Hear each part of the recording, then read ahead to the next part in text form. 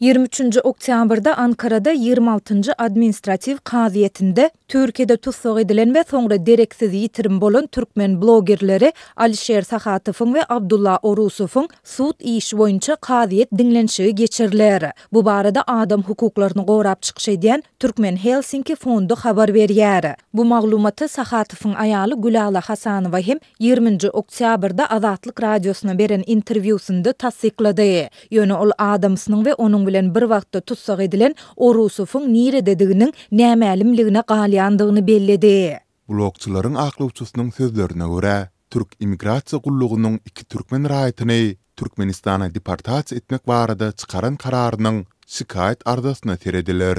Dilip Türkmen Helsinki fondunyň 20 oktyabrda çap eden maglumatynda bellenilýär. Şeýle-de maglumatda blogerleriň aklawçysynyň öz müşterileri bilen kaziýet dinlenşigini degişli maglumatlar maslahat etmek üçin olar bilen dinlenşikden ozal duşmagyna ruhsat bermegi haýyş edip Türk häkimetlerine hat ýazandygy hem nytalýar. Bu maglumatlary Sahatypowyň aýaly hem tasdiklap, ol adamsynyň nirededigi, şol sandy Türkiýede saklanýandygy ýa-da Türkmenistana deportasiýa edilendigi barada henüz hem hiç bir maglumatyň ýokdugyny belleýär. 3 ay bolup turan Uşgaran 24'ünde 3 ay boladı habar almadığıma. Dip Gülala Hasanowa aýtdy. Ýatlasak Erkin Garaýyş YouTube kanalynda Türkmenistandaky polisiýanyň eden etdiligi, korrupsiýa ýaly problemalary gozgan 39 ýaşly Sahatyp 28 aprelde daňdan raýat eşikli näwelli adamlar tarapyndan tutsak edilip Sinop şäheriniň polisiýa merkezine alınıp gidildi. Onuň ilki Ankaranyň Akyurt deportasiýa merkezinde, soňra da Edirne'däki deportasiýa merkezinde saklanýandygy ma'lum boldy. Gülala adamsy bilen Köýedek 24 iýulda gürleşendigini we şondan soň onuň bilen aragatnaşygynyň ýitendigini aýdýar. YouTube kanalynda türkmen jemgyýetiniň derwaýys meselelerini gozan Orusowyň we Sahatypowyň Edirne'däki deportasiýa merkezinden Sinop şäherine alınıp gidilendigi aklawçysyna aýdyldy, emma Sinopda olaryň barandygy tasdiklanmady. Gülala şondan bäri özüniň we blogerleriň aklawçysynyň Türk häkimetlerine ýygyderli arza ýazýandygyny, ýöne olaryň özlerine Sahatypowyň we Orusowyň ne deportasiýa merkezinden boşadylandygy, ne de deportasiýa edilendigi barada resmi namany goşurýandygyny tekrarlaýar. Gülala şoňa meňdeş arzany soňky mundan 10 gün ozal Sinop prokuraturasyna ýazandygyny, ýöne öz arzasyna ýeterlik derejede deliliň ýokdugy barada jogap berilendigini belli. Deportasyonu lagerayda oturan köverdik bizler. Bizlerden çıktı. Bizler hem arıza yazdık prokuratura. Tapu berinler. Yok bu adamlarda. Onlara bizlerin arızamıza cevap veredi. Bunlar çıkıp giden bellisi yok.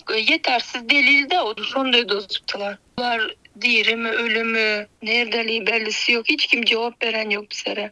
Dip Gülala aýtdy. Ol 23 oktyabrda Sinopdan Ankara barıp blogerleriň aklawçysy bilen bilelikde kaziýet dinlenşigine gatnaşmagy meýilleşdirýändigini we adamsyny hemde Orusowy sud zalynda görmegi we şol güni olaryň azatlyga goýberilmegini ören umyt edýändigini hem belledi. İnşallah şörden çıkardıp umitimiz var. Notoka narda da vaýda tutma bellisi yok da. Aklawçyam hiçbir zady tahmin edibilen yok. Uýaýda oturan baraly göreli de oturan. Hiç kim düşünübilen yok bu ýagdaýa, hiç kim.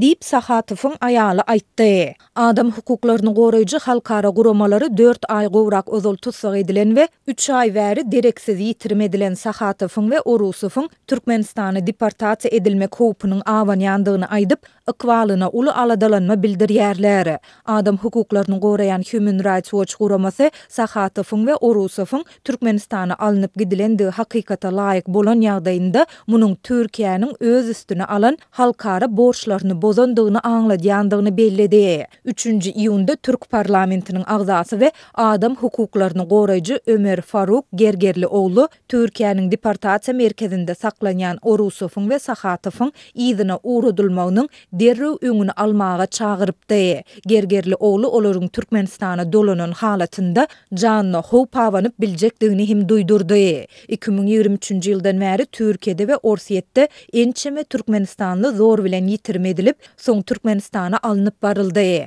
Olaryň arasynda Farhat Meymenkuliyew, Mälikberdi Allamuradow, Röwşen Gylyjew, Döwran Imamow, Maksat Baýmuradow, Serdar Durduliyew we Merdan Muhammedow dagy bar. Olaryň bir näçesiniň ykbaly näwelli bolmagynda galýary.